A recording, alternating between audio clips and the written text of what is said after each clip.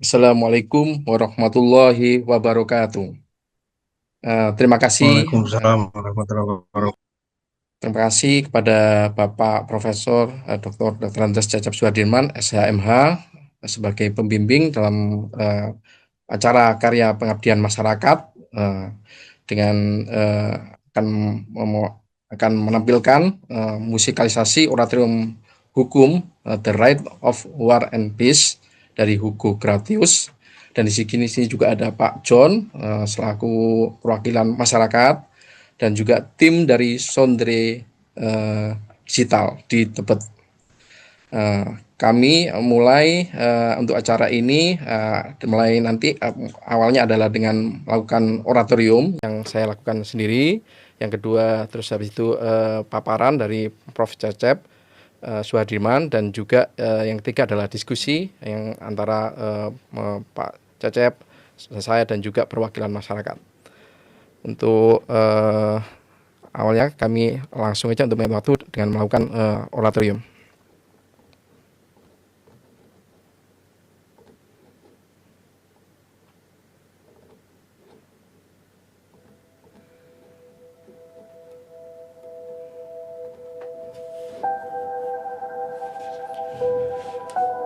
Bellum iustum non solum ex causa sed etium ex modo gerendi iudicator. Suara di tengah dentuman, perang tidak hanya lahir dari alasan, tetapi diuji oleh langkah-langkahnya. Sebab yang benar dapat terundai oleh tangan yang tergesa dan hati yang gelap. Apa artinya keadilan jika ia dibawa dengan cara yang kejam? Apa makna pembelaan bila jerit menjadi bahasa utama? Pedang boleh terhunus, namun cara ia diayunkan menentukan apakah ia penjaga hukum atau sekedar alat dendam. Maka jangan hanya bertanya mengapa kita berperang, tetapi bagaimana kita berperang. Sebab sejarah tidak hanya mencatat alasan, ia mengingat luka. Dan keadilan, ia selalu menilai cara melakukan sesuatu.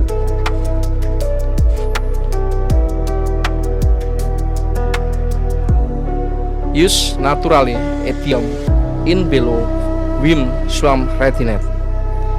Dalam perang, tidak semua yang mungkin menjadi boleh, hanya yang perlu, hanya yang benar-benar diperlukan. Bukan karena kita mampu menghancurkan, lalu kehancuran menjadi sah. Bukan karena kekuasaan di tangan, lalu segalanya menjadi hak. Tujuan yang adil adalah kompas, bukan dalih untuk berlebihan.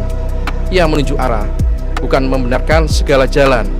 Yang melampaui kebutuhan adalah godaan, dan godaan adalah awal kejatuhan, bahkan perang yang katanya suci.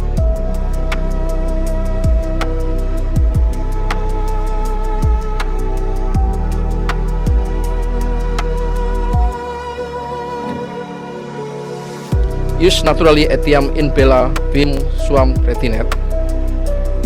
Hukum alam tidak gugur oleh dentum meriam. Ia tidak lari dari asap mesiu. Ia berdiri, diam tapi mengikat. Di tengah kekacauan ada suara yang tidak berteriak, namun menuntut jangan melampaui batas kemanusiaanmu. Perang mungkin menangguhkan banyak hal, tetapi tidak martabat, tidak nurani, tidak hak untuk tetap disebut manusia. Bahkan di dalam malam paling gelap, hukum alam adalah nyala kecil yang mengingatkan kita belum sepenuhnya kehilangan diri.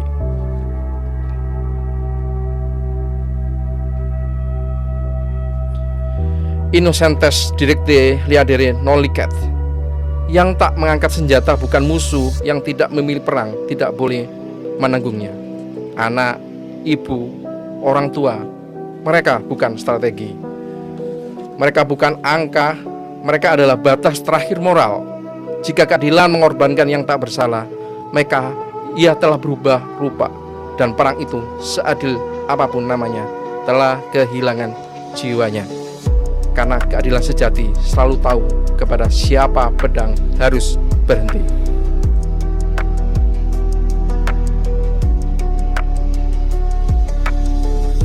Damna per accidens toleran posun, sed cum moderation et cautela. Ada luka yang tak sengaja jatuh seperti bayangan dan tindakan. Ia diakui tetapi tidak dirayakan. Kerugian yang tak terhindarkan bukan izin untuk lalai, ia justru menuntut kehati-hatian lebih besar, pengendalian lebih dalam. Semakin besar kuasa, semakin berat kewaspadaan. Sebab moral bukan hanya soal niat, tetapi soal kesungguhan mencegah deritanya.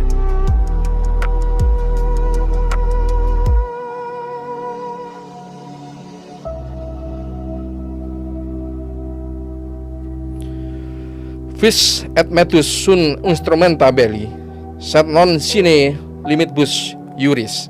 Kekerasan dan rasa takut adalah bahasa perang. Namun bahasa pun memiliki tata bahasa dan hukum adalah aturannya. Tanpa batas, kekerasan berubah menjadi kebiadaban. Tanpa hukum, ketakutan menjadi senjata tanpa kendali. Perang tidak menghapus aturan, ia justru mengujinya. Dan yang gagal menahan diri telah kalah sebelum damai tiba.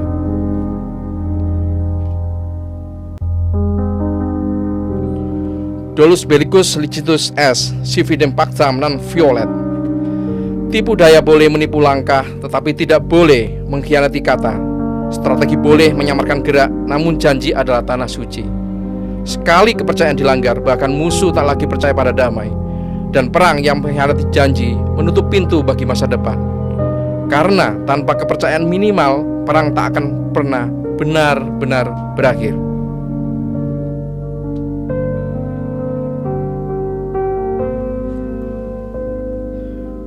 Promisa hosti facta servandation. Janji kepada musuh tetaplah janji. Ia tidak berubah menjadi dusta hanya karena lawannya berbeda bendera. Menepati janji adalah sisa kemanusiaan di medan yang paling tidak manusiawi. Dan ada janji yang ditepati, itulah jembatan menuju damai dibangun batu demi batu.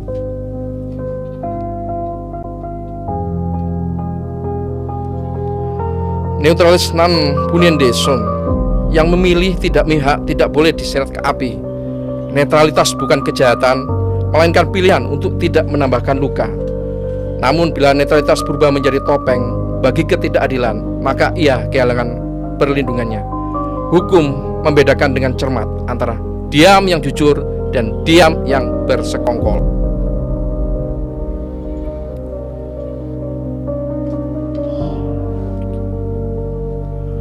Punau en bella deben esse proportionatio delicti. Hukuman bukan pelampiasan, ia adalah keseimbangan.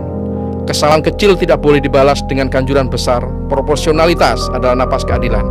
Tanpanya, hukuman hanyalah bentuk lain dari kejahatan. Karena yang ingin ditegakkan bukan rasa takut, melainkan tatanan.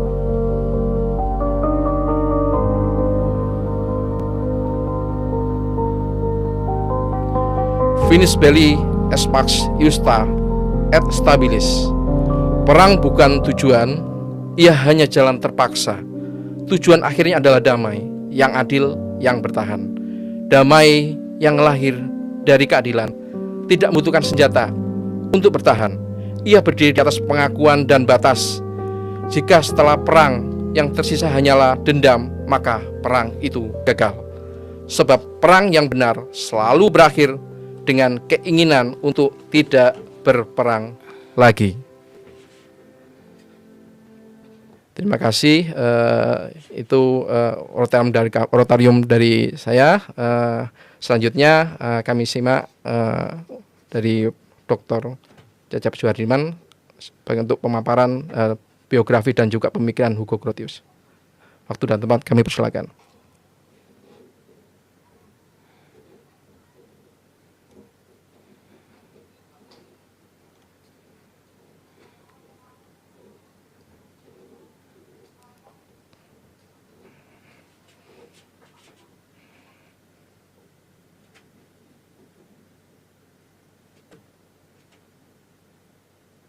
Kelihatan, Prof? Bapak Ibu sekalian, ada Pak Iwan juga, Pak Alfi.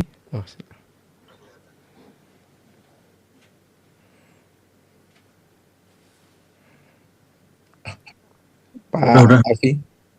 Udah kelihatan.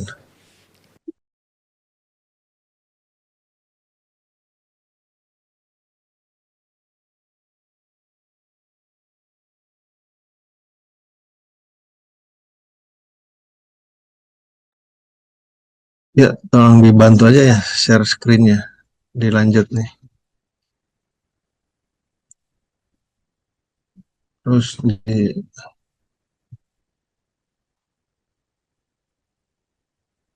ya, udah cukup ya. Jadi terima kasih ke Mas Lisno Setiawan ya, yang sudah menyampaikan kegiatan pengabdian masyarakat ya sebagai salah satu syarat untuk penyelesaian studi S2 ya, yang saat ini untuk tugas akhirnya sudah dilaksanakan ya, dan ini sebagai salah satu bentuk ataupun hal yang harus dilalui ya. Jadi hari ini menyampaikan sosialisasi kaitan dengan pengabdian masyarakat ini, dan tentu nanti setelah selesai juga dipersiapkan ya untuk dokumennya, dan ini menjadi satu kesatuan dengan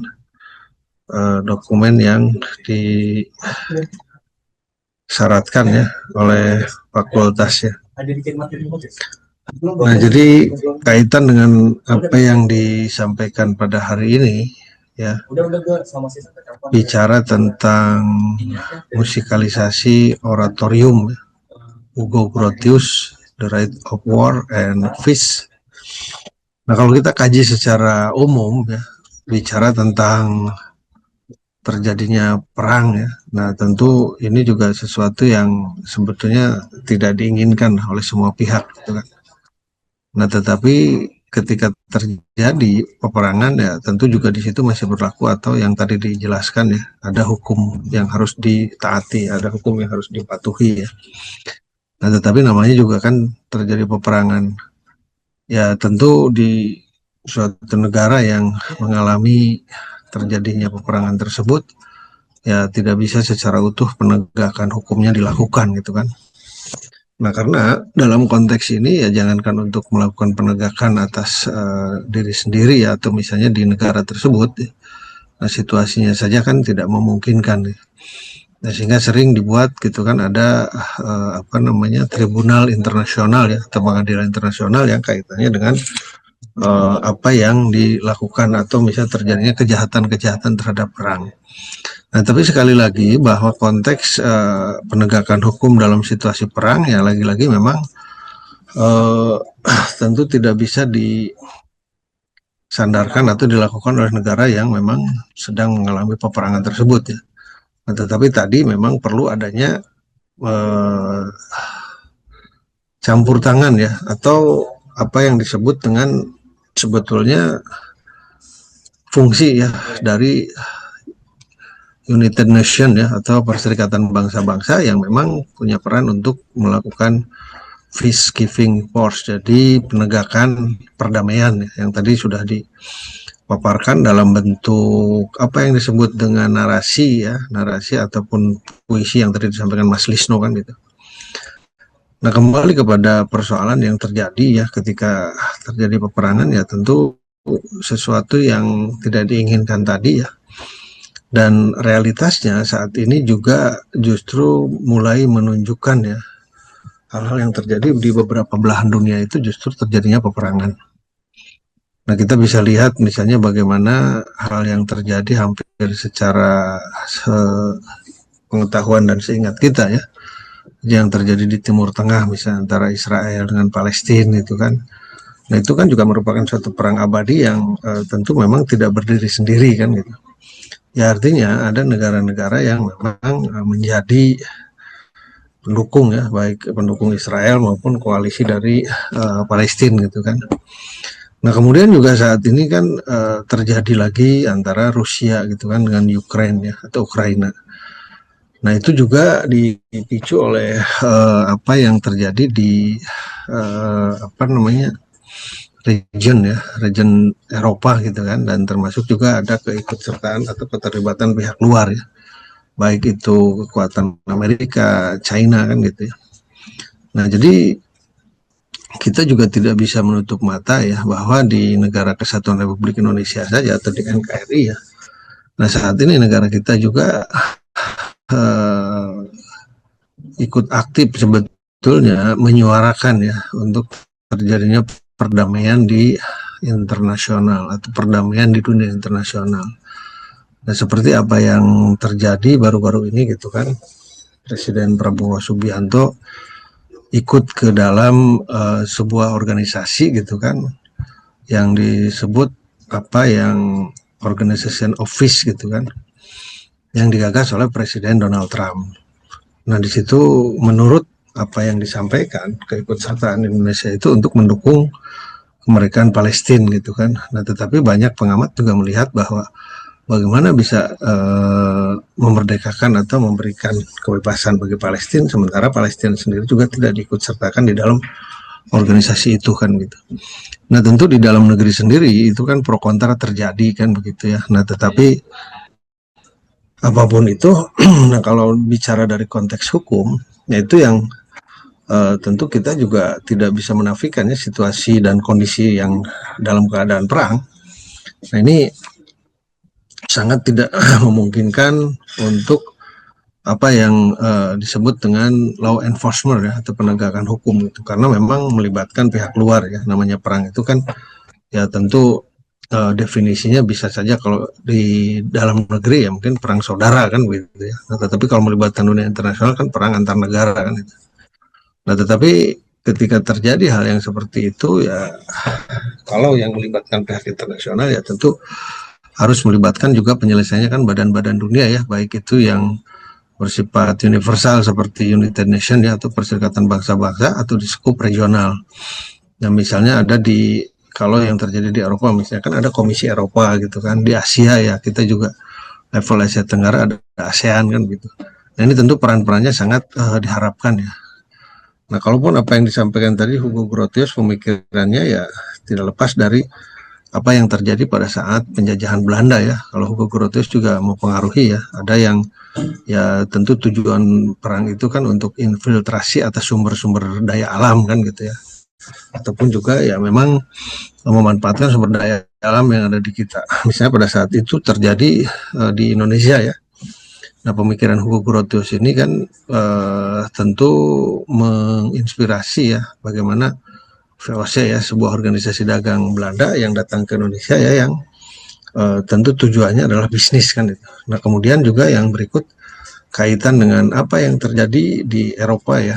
Nah, Eropa juga tentu saat ini dia membangun kekuatan regional karena akhir-akhir ini kan Amerika juga mengincar kepulauan Greenland gitu kan, yang saat ini ada di dalam kekuasaan pemerintahan Denmark. Nah, jadi konteks ini tentu tidak bisa dilepaskan ya. Apa yang disampaikan oleh Mas Lisno, musikalisasi oratorium itu kan ya bagaimana menuangkan ya, dalam bentuk yang lebih luas ya, dalam konteks musik ataupun juga misalnya puisi, tetapi tujuannya bagus, jadi untuk menyuarakan perdamaian ya. Nah, tetapi ketika bicara perdamaian tentu melibatkan banyak pihak ya. Kalau bicara dalam dunia perang ya, yang berkepentingan tentu di antara negara-negara yang berperang, dan kemudian pihak-pihak lain yang mau mendamaikan kan itu. Nah, pihak juru damainya ini kan ya bisa ada 1, 2, 3 ataupun juga banyak negara yang bisa saja tergabung dalam organisasi regional ataupun juga organisasi internasional.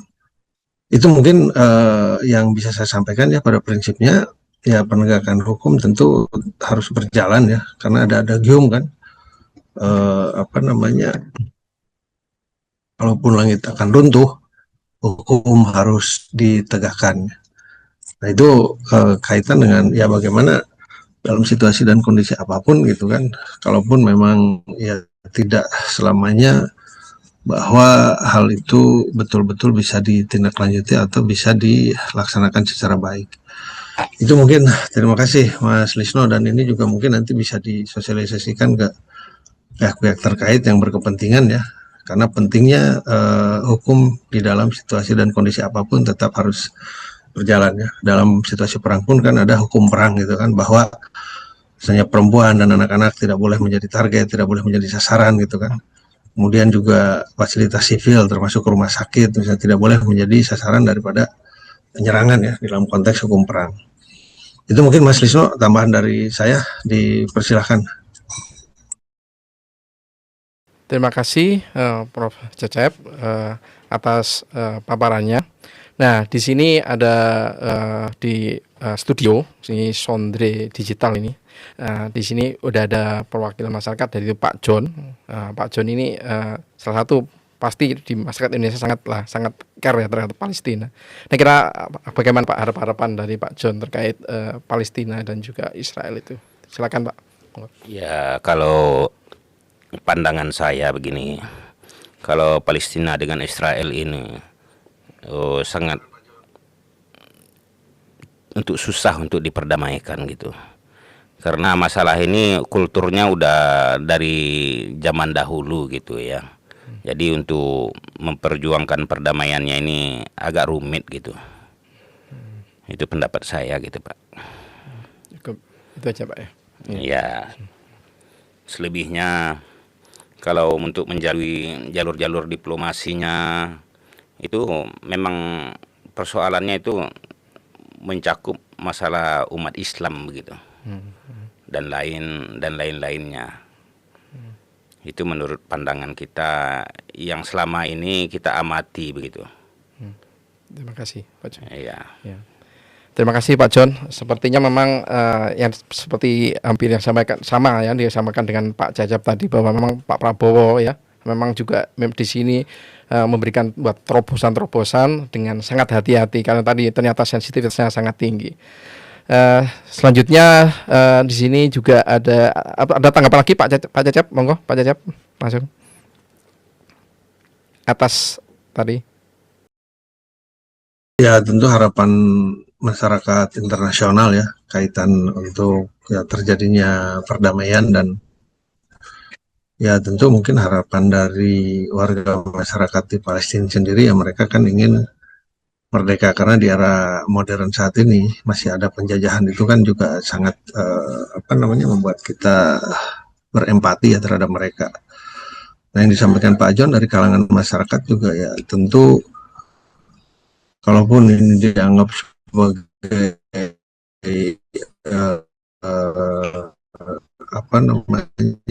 perang yang sudah berlangsung mustahil ya bisa terselesaikan. Ya semoga saja memang dengan keterlibatan pihak-pihak lain yang betul-betul bisa berempati dan juga memperjuangkan itu, ya suatu saat apa yang menjadi cita-cita warga Palestina dan kemudian dunia internasional ya itu pasti akan terjadi gitu ya. Artinya ada titik terang yang mengarah kepada terjadinya perdamaian dan juga kemerdekaan bagi bangsa Palestina itu sendiri. Itu mungkin Mas Lisno dari saya. Terima kasih Prof. Cecep. Memang harapan harus dikobarkan ya. Dan di sini ada juga dari komunitas dahulu Pak Alfi Wijaya. Monggo Pak Alfi Wijaya memberikan pendapat atau bisa buka kameranya kalau nggak sibuk.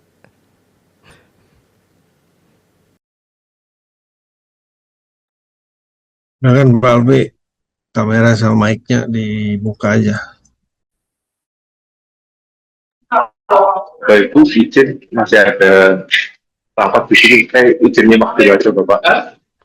Oh siap. Terima kasih Pak Albi. Oh siap. Monggo di sini ada guru saya nih Pak Iwan Suhada. Pak Iwan Suhada suka diskusi terkait budaya-budaya dan juga terkait filsafat. Monggo Pak Iwan Suhada bisa menanggapi dari mungkin dari oratorium tadi dan juga dari paparan Pak Cecep. Monggo Pak Iwan Suhada, kami persilakan.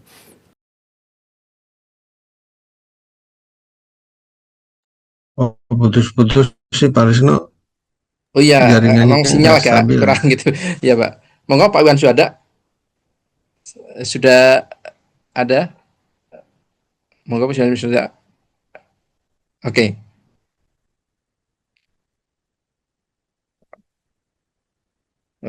Oh, sepertinya sudah cukup Pak Iwan. Oh, sepertinya muncul Pak Iwan Suhada. Halo. Monggo Pak Iwan Suhada memberikan pendapatnya. Iya, atau terima juga kasih jangan, ya? ini Mas Lisno. Ini saya diminta ya. Putus-putus nggak Pak ya? Kalau saya enggak Enggak, putus. Pak Iwan enggak. Ya, ya. Sebelumnya terima kasih ini atas perkenan dari Mas Lisno ya untuk memberikan tanggapan atas oratorium pada siang hari ini. Ini mungkin terkait perang ya. Ini mohon maaf tadi saya juga agak terlambat mendengarkan paparan dari Mas Lisno. Cuma mungkin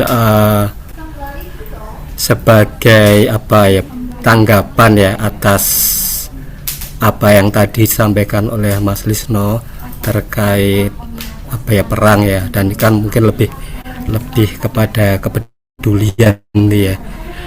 Dan kalau tadi dikaitkan dengan Israel gitu ya, itu kan memang bisa dikatakan perang di Israel itu kan sifatnya kayak abadi ya dalam tanda petik. Tetapi bukan berarti ketika perang itu memang sepertinya tidak penyelesaiannya itu sepertinya sulit ya. Tetapi saya kira tetap kepedulian terhadap perdamaian itu selalu disuarakan ya. Jadi kita mungkin nggak tahu nanti penyelesaian seperti apa, tapi saya kira apa yang disampaikan mungkin nanti kan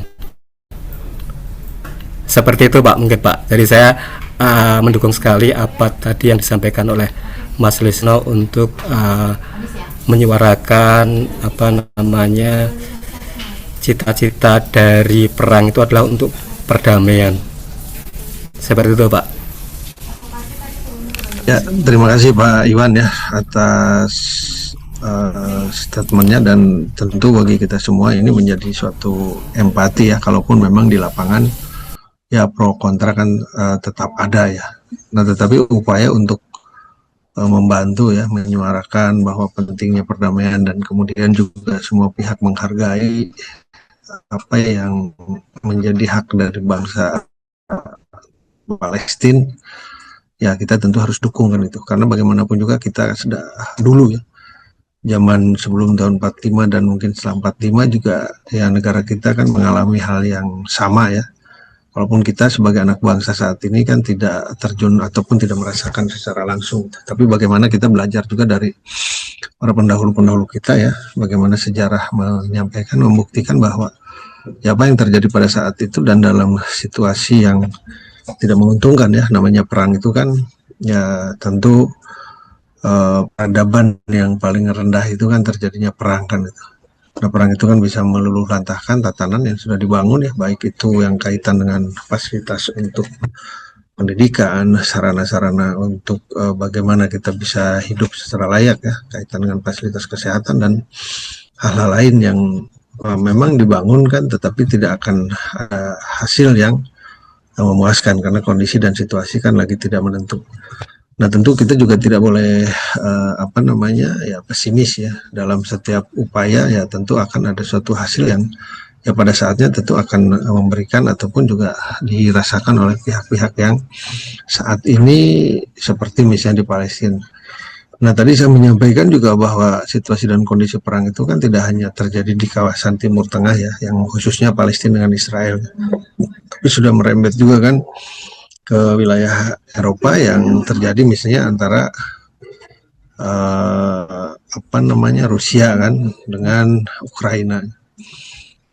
Dan sekarang dalam hal di bagian Amerika Latin, di bagian Amerika Tengah misalnya, Amerika sendiri kan menunjukkan dominasi atas negara-negara tetangganya misalnya, termasuk juga bagaimana seorang presiden di negara yang berdaulat ya bisa diculik gitu kan.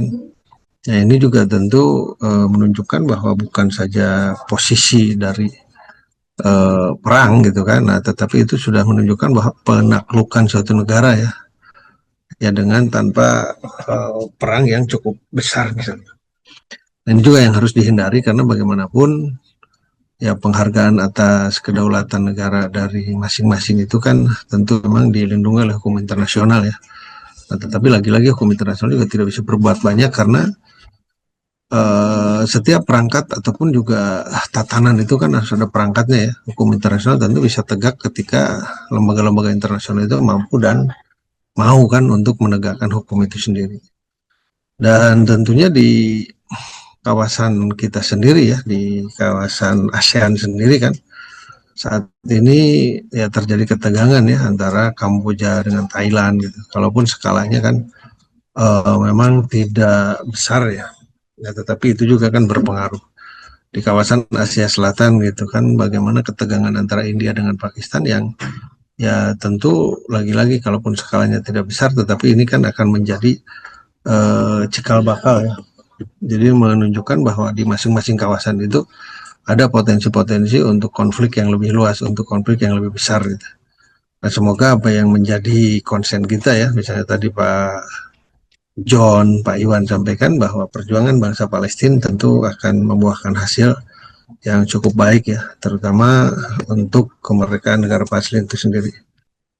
Itu mungkin tambahan dari saya. Silakan Pak Alisno.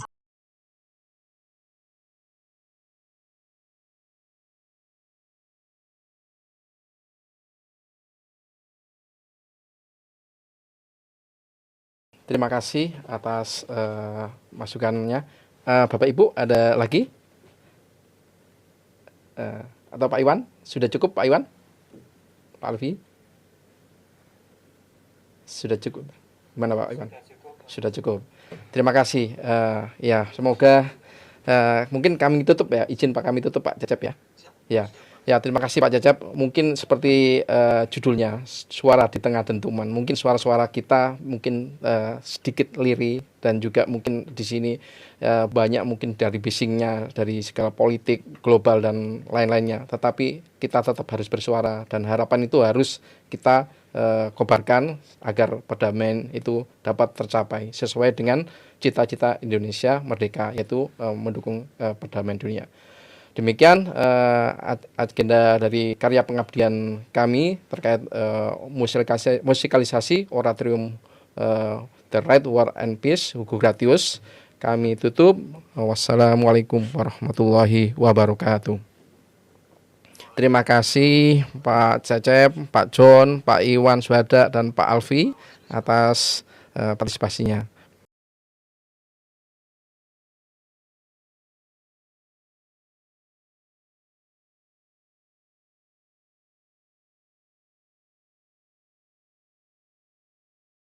Terima kasih semua ya untuk dukungan terhadap pengabdian masyarakat dari Mas Lisno ini. Saya juga selaku pembimbing mengucapkan terima kasih Mas Lisno, Pak Alfi, Pak Iwan, dan Pak John tadi ya. Dan semoga ini bisa memberikan sumbangsih pemikiran ya bagi masyarakat luas. Itu saja dari saya juga. Terima kasih. Wassalamualaikum warahmatullahi wabarakatuh. Waalaikumsalam warahmatullahi wabarakatuh. Izin salib ya Mas Lisno dan yang lain-lain ya. Kenalkannya di situ Pak Iwan sebagai staf khusus presiden.